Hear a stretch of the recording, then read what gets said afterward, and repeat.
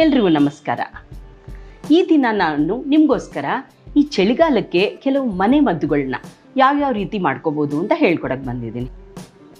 Like, share, subscribe and don't forget to hit the bell icon.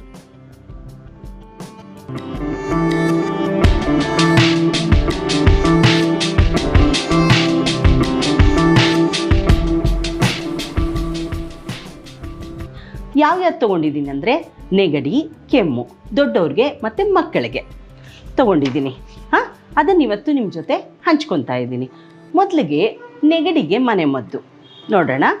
ಇವಾಗ ಹಾಲನ್ನು ಕಾಯಿಸ್ಬಿಟ್ಟು ಅದಕ್ಕೆ ಕಲ್ಸಕ್ಕರೆ ಹಾಕ್ಕೊಂಡು ಬಿಸಿಯಾಗಿ ಕುಡಿಬೇಕು. ಆಗ ಸ್ವಲ್ಪ ಉಪಶಮನ ಸಿಗುತ್ತೆ.